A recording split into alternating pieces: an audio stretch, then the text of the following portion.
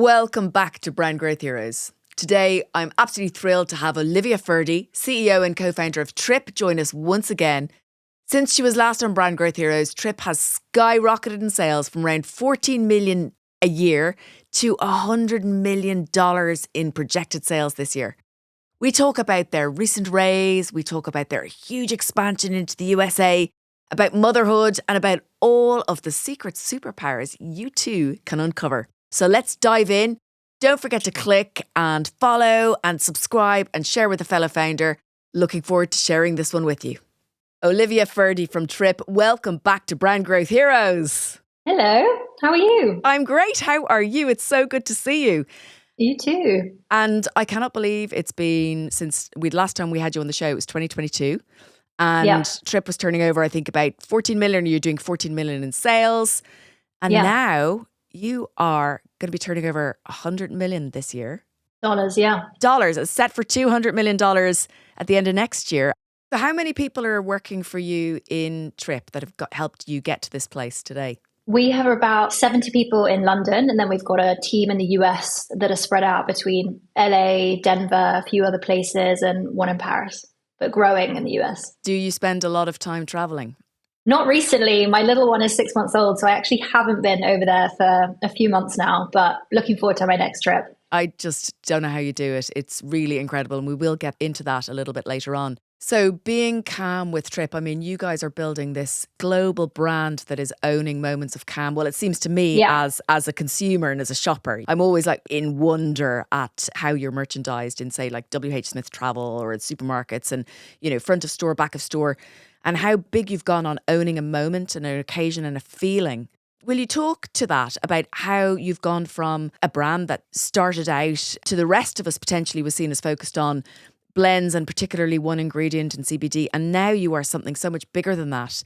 Definitely. Well, I think when we spoke in 2022, I would have told you about kind of this journey of discovery, and that this was never part of the plan for Daniel and I, but it was a personal experience when I think I mentioned recovering from an injury during our wedding.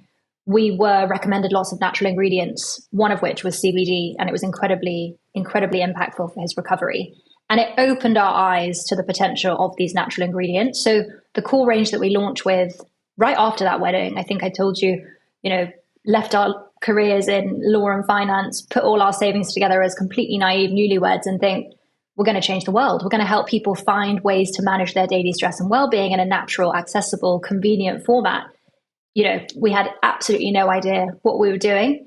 But we've always been really passionate about bringing that expertise of multiple ingredients. CBD is one very powerful functional ingredient. There are many more that we're continuing to learn more about.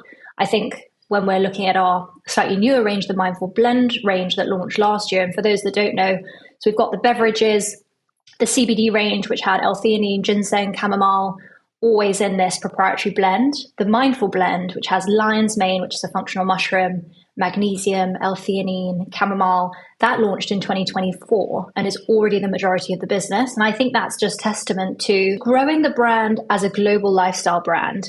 And in the industry, we talk about ingredients and milligrams and effects and absorption and get quite excited about the nerdy detail. But to the customer, we have to remember that that split-second interaction and connection at the shelf, feeling is so important. Taste and brand connect with emotion. Function is this third part of that decision, which is very exciting and growing hugely and driving a lot of the growth in soft drinks more generally. But for the customer, it's the simplicity of that message.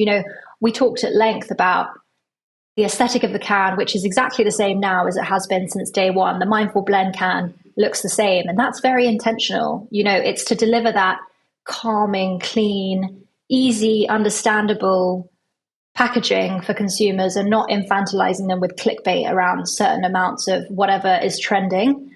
Having said that, the ability to innovate and draw from social trends, viral trends, learning that actually our customer base was already interested in magnesium and lion's mane, and capturing that information to be able to guide our innovation pipeline is how we really think about new ingredients and new products. But as you say, the brand has always been take a trip to find your calm.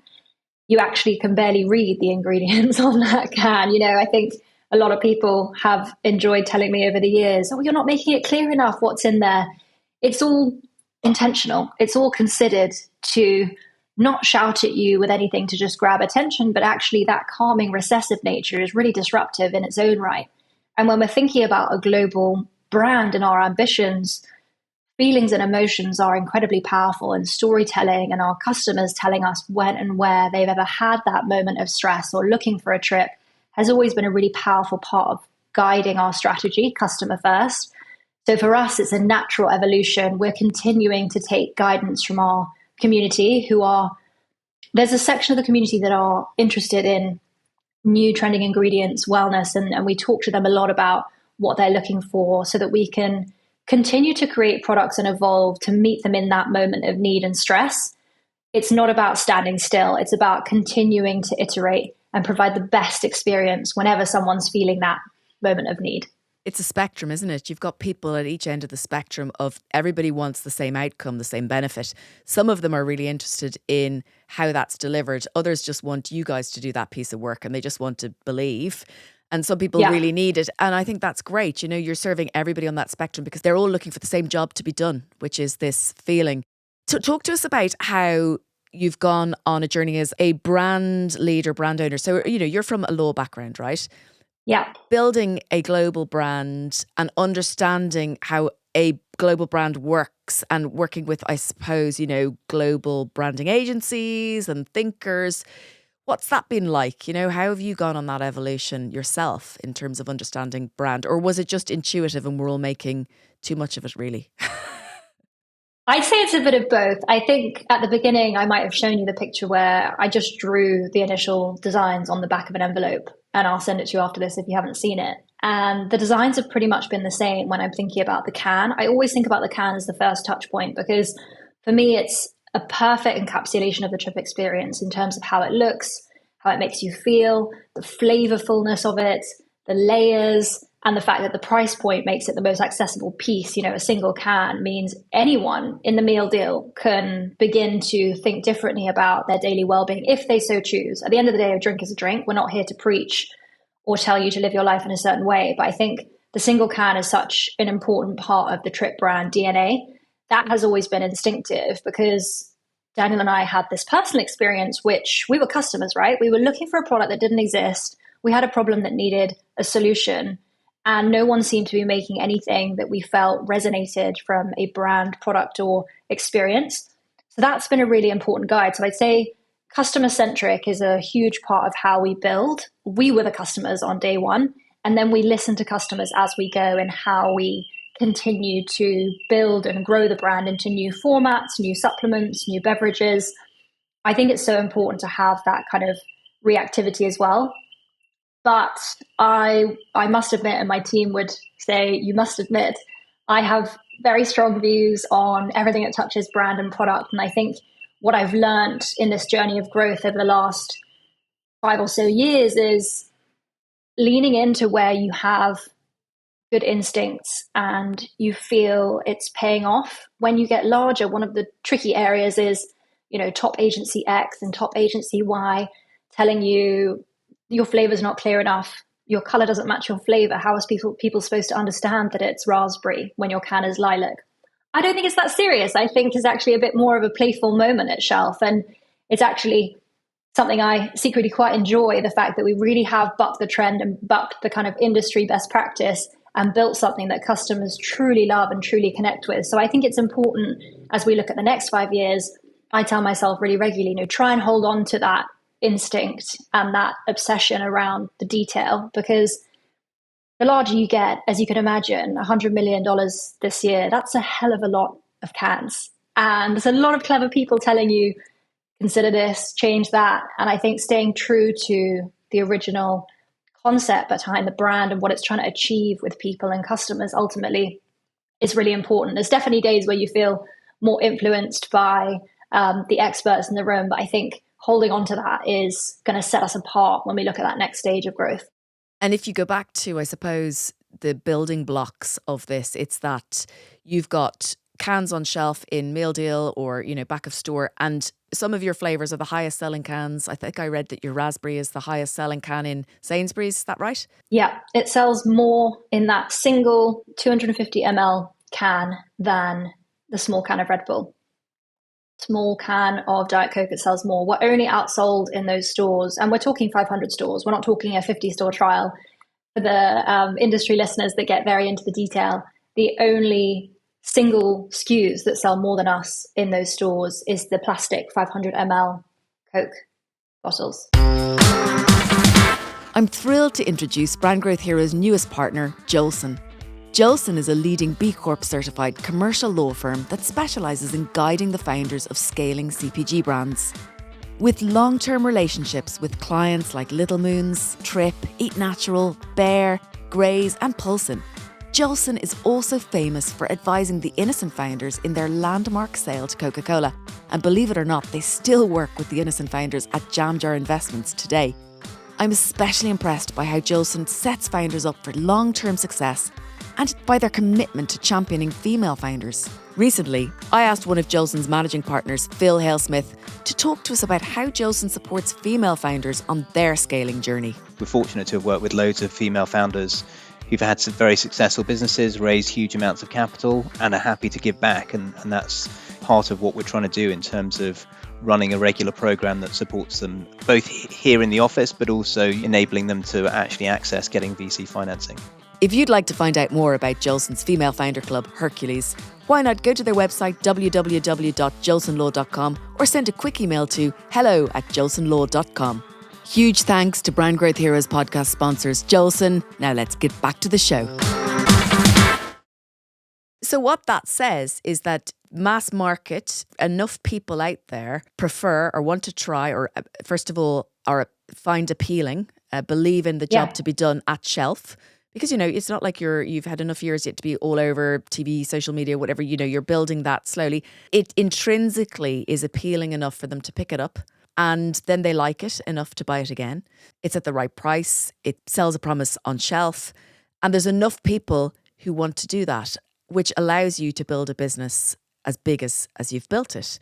That means getting a lot of things right. I mean, you've got a lot of things right in terms of the look and feel, the price, whether it's the colours of the can and the flavours. And you haven't gone wild with flavours, right? You've got your raspberry, your strawberry, you've got your yuzus. I think it's a really important point. In beverage, it's about having everything right. The flavour, the brand, the experience. People need to come back, right? We've all heard stories where brands have sold out overnight, but have the customers come back. And I think, as you mentioned, doing $100 million, this is not niche. This is something that is appealing to the mainstream because it is delicious, because it's delivering on that feeling. In terms of flavors, I think in the UK we've got about 6 or 7 now, a bit more in the US, a few more coming. But for us, it's about that elevated adult experience. It's not just a nondescript blend of citrus. What's in that?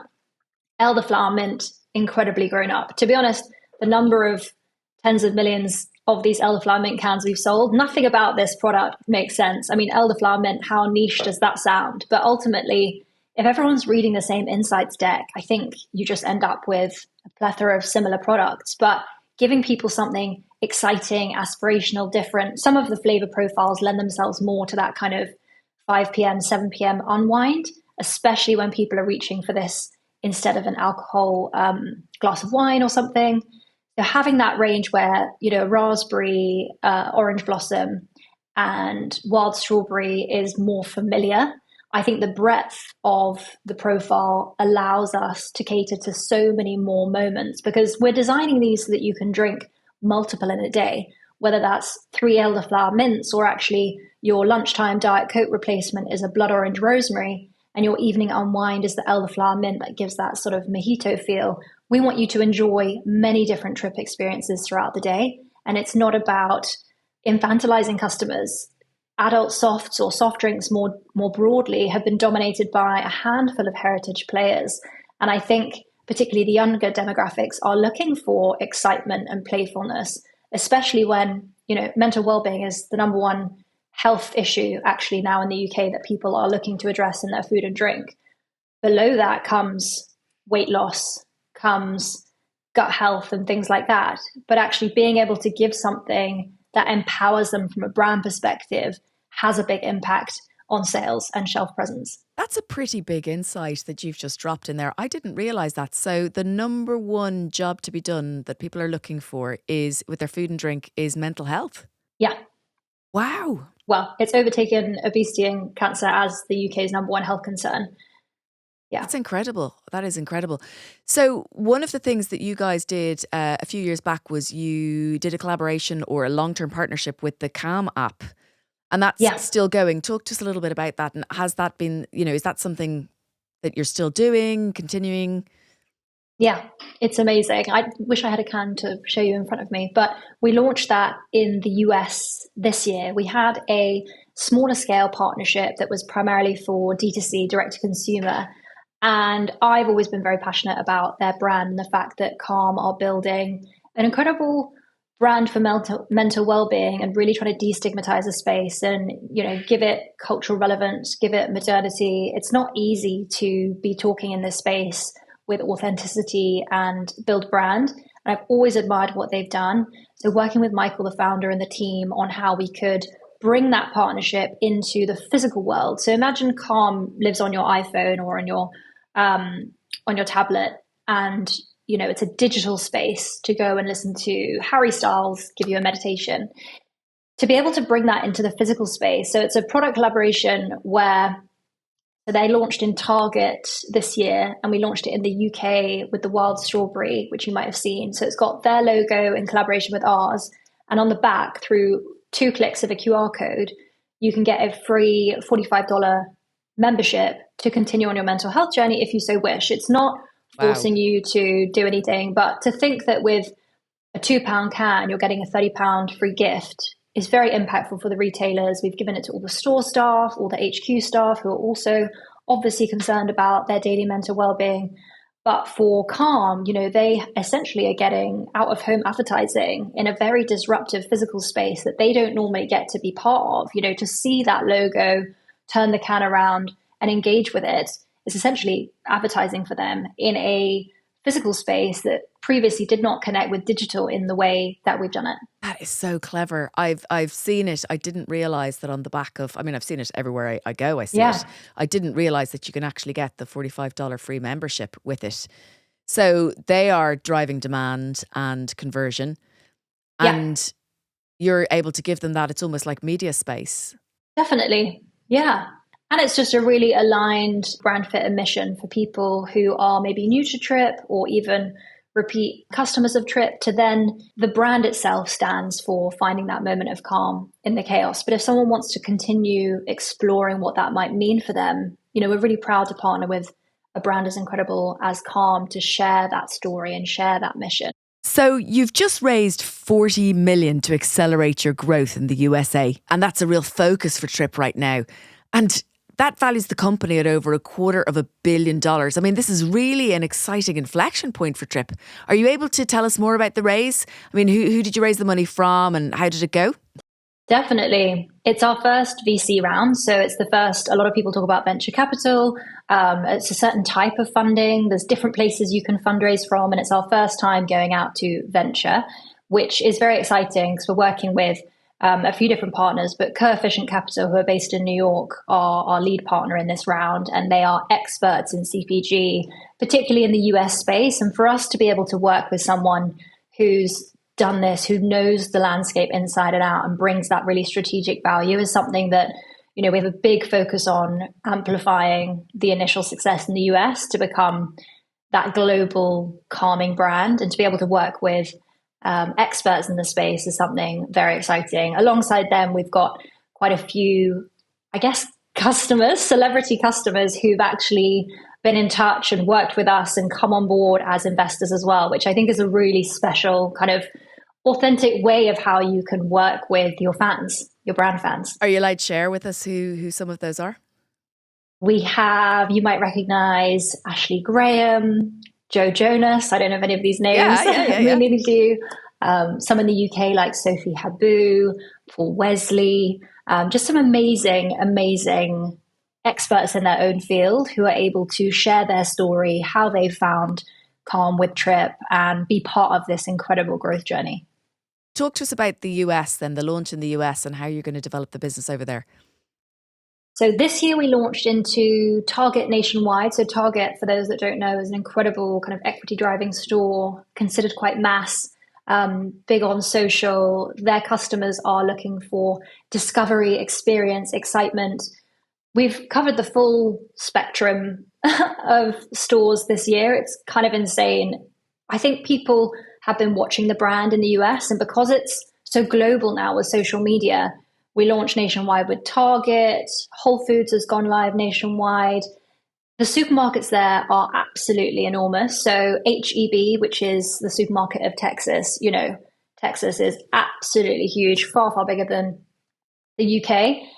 It's hard to imagine this kind of scale. We've also gone into Vitamin Shop, which is kind of a health store.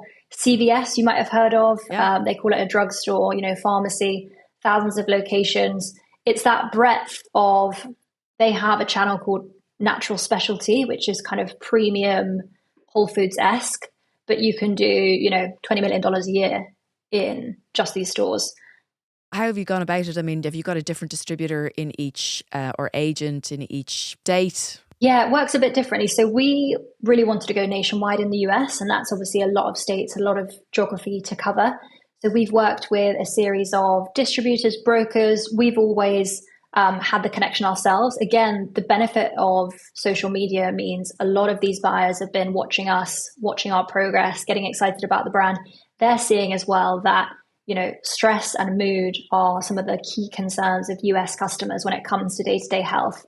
And over 60% of customers surveyed in the US are looking to incorporate food and drink that address those daily concerns. Anxiety, sleep, these are really big issues. And in particular in the US, with these buyers coming to us, what's been amazing is it's always tricky when you get started in any market, because if you want a distributor, you need 10 customers on the other end of that. And how do you get the customers if you don't have the wholesaler? But we have grown remarkably, remarkably quickly.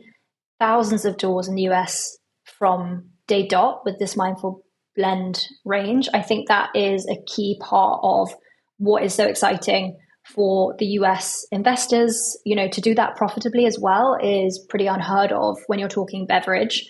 Beverage is tricky to ship. It's tricky to move. It's very high volume. So in the UK, people might purchase, let's say, one drink outside of their home a day. In the US, it can be 4, 5, 6. Given the scale of their lives, they have a very different approach to drinking tap water. They don't drink tea. Their healthcare system is very different. So they're very dialed into actually ingredients and functional in a way that Europe is very much at a more nascent point. So I think seeing those trends and those tailwinds of people reaching for a better for you option. I mean, you probably heard Poppy, the gut health brand, sold for $2 billion to Pepsi. It's more than a trend. This is meaningful change happening at the shelf. So we've been incredibly lucky to have relationships directly with the buyers from the stores who've seen us online and been in contact, and then created a kind of incredible team of employees, brokers, distributors. It's a real complex patchwork to drive that product into store and execute.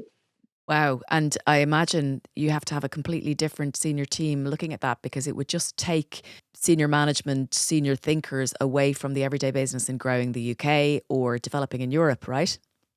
Yeah. Well, it's a patchwork. I think anything that Daniel and I spend time on, it's super high priority. So we talk about the US every day. The team has been learning about being a global brand for over a year now. So we have CFTs, cross-functional teams, that have meetings on the US every single day. We've got several UK employees on US hours. We've just made an incredible hire, senior hire in the US, who's come from a brand called Olipop. We're building that out, but ultimately, Dan, James, and I, we're talking US every single day. We are in the detail. It's not a plug and play. I think anyone that thinks, I'd ask you, Fiona, how many brands do you know who have made it in the US in beverage? Brands from this side of the pond? Yeah. None. Yeah. It's hard. It's not easy, and very few make it. Very few make it here, let alone there. So for us, it's a huge focus of excitement around how we're able to amplify the very exciting early signs.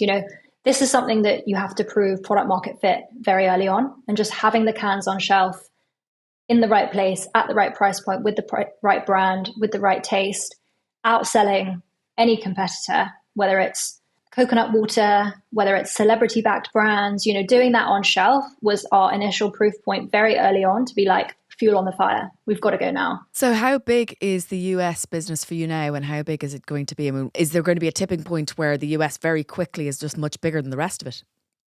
Yeah, so this was our first proper year in the US being able to go nationwide.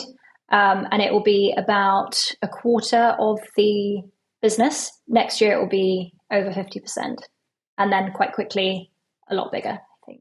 And I can imagine everybody who's listening to this who is thinking about, business in a very strategic way, they're going, ooh, I wonder who's going to be knocking at the door in the future, looking at acquiring a brand like Trip if the rate of sale of Trip cans is bigger than the rate of sale of their own historic brands. So that's got to be exciting. Not that you would share any of that with us, but I'm sure I can see you smiling that it's probably something that you guys are thinking about. Is being in Trip forever a plan, or at some point do you think and talk about Trip being part of a bigger brand house? I think it's something that we don't talk about day to day at Trip. I think it's so important to run something in a way that's authentic and true to you. It's always been a family business, that, it's a family majority owned business. A lot of my family are involved. Now having small children, and James just had his first, by the way, with my sister a couple of months ago, building something for the future has this new meaning. And when you have a family business, it allows you so many incredible aspects, whether it is building it in the way that you see best fitting the mission and the purpose long term. It allows you to also have a lot of fun with it. So we never build for an exit. You would never launch a brand with that intention because it's so difficult. I think having the personal experience that led us to create the company in the first place, you need that passion, you need that purpose, because the odds are insane. And if we knew the odds, it would be terrifying and no one would ever start anything. So it's that naivety and that true belief that you're going to change the world that is unwavering, in whether you call it delusional, naivety. That has been such a key part of how we've grown the brand and such a big part of our DNA. We don't talk to the team about, achieving certain milestones and conversations with strategics. They'll be looking at the same data that we are and that you're talking about. And it is very compelling when you're thinking about how consumer behaviors are continuing to evolve and people are making change with how they're spending their money. I think for us, when you're having a lot of fun doing it day to day as well, it's just the best thing you can do is just keep doing what you're doing. Knuckle down and get on with it. Yeah, absolutely. You're talking about it being a family business and how lots of your family's involved, and you're a mum and you've recently had your second child. How do you do this? I mean, how does anyone, not many people do, juggle being a new mum and having a family and growing a business to the biggest ever female founder-led business of recent times in beverages, right? It's definitely a lot. I think I try and see it as a real privilege when I think of my friends who are in 9-to-5s and on mat leave in a traditional sense. There's benefits, but there's also drawbacks. The fact that Trip is something I know and love, I'm able to blend the two in a way that I feel very, very fortunate. I have so much privilege to be able to build essentially a dream life, right? I really can't complain. I get to do the best of both. And I think becoming a mum of 2 young boys, being able to renew that purpose with which you're hoping to create a safer, better, healthier environment for them, the impact we're hoping to make on the mental wellbeing landscape in a really meaningful and daily way is something that still gets me very excited. When I think about those end consumers, we might have talked about it before. We have this channel at work where customers write in testimonials of, being able to stop drinking, quit smoking, come off certain medications. Their health, insomnia has been so impacted. For us, And when I think about becoming a mother, there's so many things I've learned that have made me a better leader, even leaning into more feminine leadership traits, the empathy that's been kind of renewed through raising small children, seeing the playfulness with which they learn and develop, and trying to bring that into how I might lead a team is really important. I'd say it's a juggle and it's a blend, but I feel so fortunate to build this life with my partner in the way that I could have only ever dreamed of. It's not one or the other. I think that's what I meant when I said, traditional corporate jobs, when you say goodbye to one part of your life for a certain period of time and hope to come back. For me, this morning I might have been playing with my children, having coffee with my husband, doing some work at home before jumping on here. The speed at which you can flex in and out of these different personas and the fact that they are completely blended is something very unique. And I think been a big superpower in enabling me to continue building this company and growing it. What advice would you give to grow a business to the size that you've grown this while juggling family life, or blending family life is so much nicer way of saying it, isn't it? 'Cause I always imagine like the juggle as in actual babies and plate spinning, which to be fair, it is. Words are so powerful and the idea of blending it is so much more gentle. You must have been able to take some shortcuts in learning versus the rest of us, right? And I'm imagining that the fact that you had a particular career path in law, or the type of person you are, or the type of decisions that you tend to make, has allowed you to do things slightly differently. What were those things that you think, the leaps that you've been able to make? How can we learn from that? How can we share that? I think it's a really interesting question and something I've been reflecting on quite a lot. Sometimes I compare it to, I can't remember if it was the Microsoft founder who talked about 10,000 hours. When you've done something for 10,000 hours, you become an expert. And there's no replacement for those 10,000 hours of learning and doing. And when it comes to Trip, I can tell you more than 10,000 hours. Dan, James, and I have spent that time learning so fast. The growth numbers we talked about are astronomical. That means the pace of learning has been intense. And I think that as your foundation means we're able to problem solve, which is one of our kind of key jobs, problem solve and prioritize in a way that other people haven't had as much time, because we've been doing it more, longer, more intensely. But even before that, so problem solving and thinking, organizing thoughts. So the idea of organizing principles and thinking in ways that allow you to filter what's important, what's not important, what the consequences of a certain decision may be. You came to the table with that most likely because of the fact that you'd been in law, right? Well, actually, I was going to say the opposite. Oh, with great. those 10,000 hours, I've become an expert in being an entrepreneur of a high growth company in the consumer space. Having a background in law, my husband in finance, came with its own, I guess, benefits or privilege, in that having gone on to university where we met at Cambridge, having a corporate job, a career, there's an element of stability from which we felt fairly comfortable leaving, given the incredible personal experience that we'd had. But my entire legal career and my entire academic childhood and adulthood had prepared me in a completely different, arguably slightly irrelevant way for this life. Okay. What I think is so incredible, I had been the most risk averse, incredibly conservative, terrified of the rules. I loved school, following, being told what to do, and then long emails explaining all the different permutations, caveats, qualifications. That's not how life works, and that is not how you build a business from scratch. And what is so exciting to me is launching this business with Dan, having that incredible instinct around the customer pain points and, dedication to solving it. I had to learn very quickly. I had to shed all of that learning. I had to unwind essentially, 15, 20 years of schooling and personality.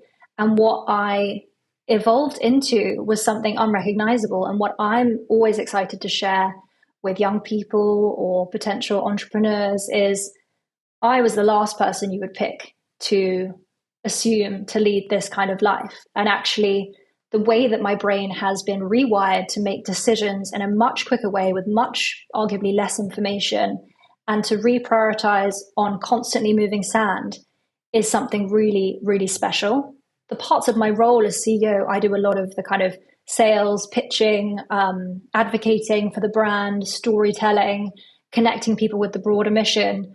I was not a public speaker before this. And to discover that you can become actually an expert and excel in a way that is nothing to do with your personality or your previous career path is incredibly empowering and something that I think is really exciting. So I would actually flip it on its head. So when I mentioned the 10,000 hours and becoming an expert in my field, I think it's important to recognize this was never part of the plan. This is a complete opposite job to what a lawyer does, who just puts all the risks on paper, doesn't make a decision, leaves it in the gray. And I'm really proud of how my personality and brain and capabilities have completely transformed. And I think it's exciting for anyone listening to think that you could have a hidden superpower that you haven't unlocked yet. And as much as you might plan the next few years of your career or life, the most beautiful and unexpected part of my journey and career is this. And I would have never in a million years have thought it possible. This is amazing. This might take you a second to think about, but what did you have to shed or let go of then? Yeah. And do you remember any particular moments? Do any particular moments come to mind where you realised that you had just shedded? Tell us. There's two. I remember in my first proper month when I'd quit my job and my inbox was just pretty empty and I was waiting for people to email me, but obviously no one emails you because no one knows who you are. So you have to send the hundreds of emails. I remember negotiating our first production run with a site in the UK and poring over the contract, feeling so good about it because I'd protected us left, right and center. I'd made all these markups. What happens if X spills? How much wastage? Who divides the cost? Who pays for the storage while we resolve any mediation or issue? It was best in class, everything I'd learned with a 10-year legal career on paper. And I remember telling Dan, we're in a really great place. They've agreed all my amends. This is going to be great. Let's head to the first production. Fast forward a few months, inevitably in food and beverage, things go wrong. Things fall off the line. There's more wastage. There's lost ingredients. There's expiring ingredients. It's a total juggle when you're thinking about supply chain. And obviously I pulled out that contract thinking, hi chaps, here's where we said, and I wrote exactly what would happen in these scenarios. No reply. Nothing. You have absolutely no power in the real world when it comes to business and moving things forward. Do you want your product held by this third party, locked up for months when you have a huge order going out to a supermarket and you need that product, debating over who's going to pay the split cost of, damaged product? It's meaningless. It was such a realization of things that I've worked on for years, perfecting. But I, in my legal career working in a law firm, had never really had to see, I would create all the contracts and, perfect everything on writing, but I was rarely there when, excuse my French, shit hit the fan. And you actually had to negotiate in the real world with real people and real products and real deadlines and real other people waiting for that shipment. So that was a huge realization very early on. Stop spending your time on things that you knew and, to be honest, felt good to do because they were what I knew, and everything else was, I have no idea what I'm doing. Sometimes it feels nice to do things that you know, but that was a huge early realization to kind of get into the real world. Go to the factory, knock on the door, open the door, negotiate in person, collect that stock. Obviously, for anyone listening to this who takes things very, very literally, you're not saying for a second that people shouldn't bother with really detailed co-manufacturing agreements, because our sponsor, Jolson, who's very good at that kind of stuff, wouldn't be in agreement with that. Yeah. The point is really that it's never as clear-cut as you think it's going to be. Definitely. And I would say that's also in the early days, right? When you're doing your first production runs, to be able to afford somewhere to do a small production run, you're not working with a partner that has a Jolson and you're not liaising with lawyers. This is a different landscape, shall we say. And when you grow and mature and there are more parties involved, you do need it, yeah. Contracts are definitely much more important. Would we have recognised you as a student in school? As she opens the can, I can hear the fizz, the very gentle fizz. It's lovely though. No, but it's really lovely. Would you recognize me? Yeah, it does. It's the sound of Trip. That was part of the reason we called the name. It does have a different sound to opening a can of Coke. Yeah. Would you recognize me? In some ways, but also those that truly know me now know I think I'm different. I'm definitely different. I'm much more of a risk taker. I have a lot more confidence in uncertainty, whereas I loved school. I loved being told what to do, and that's why I went into law. You didn't have to make another decision while you went through 4 more years of law school. You just got to be a student. So to have that accountability and ownership, and 70 people sitting there, looking to you for career development, for their paycheck, etc., it's completely different. But it's pretty exciting that you can completely change.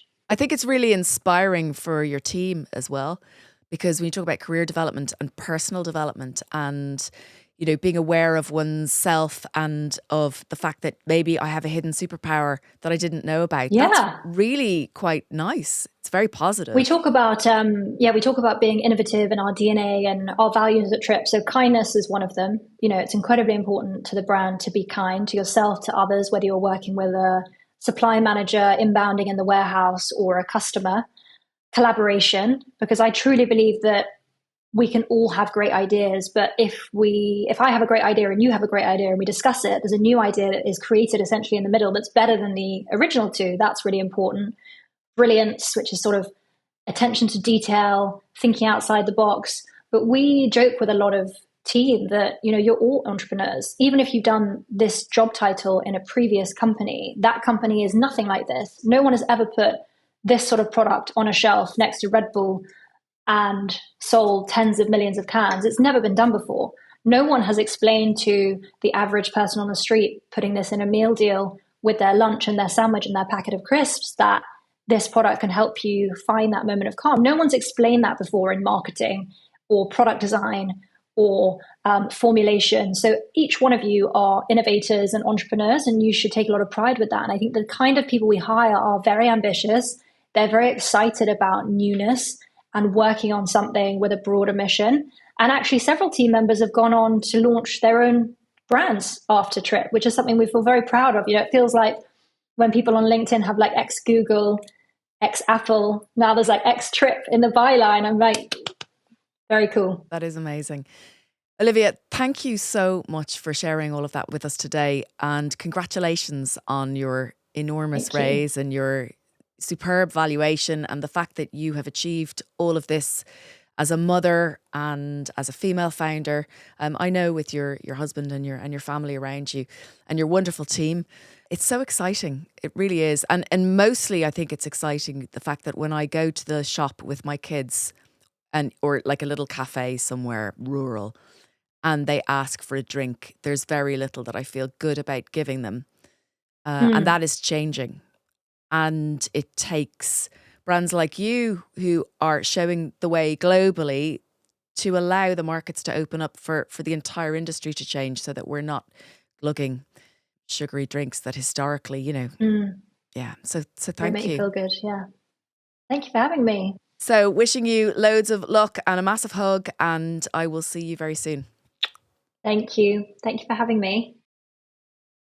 Well, how lovely was that? I think one of the things that touched me the most was this idea that we can all have a hidden superpower that we're not yet aware of. I mean, that's quite liberating, right? And quite exciting.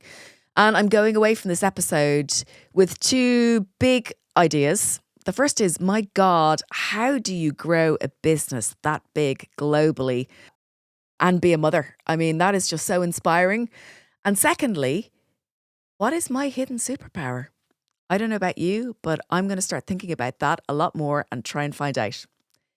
If you like this episode, if you got lots out of it, then please do like and follow on your podcast app, subscribe, make sure that you don't miss the next one, and share it with another founder or a co-worker or a colleague if you think that they'll get something out of it too.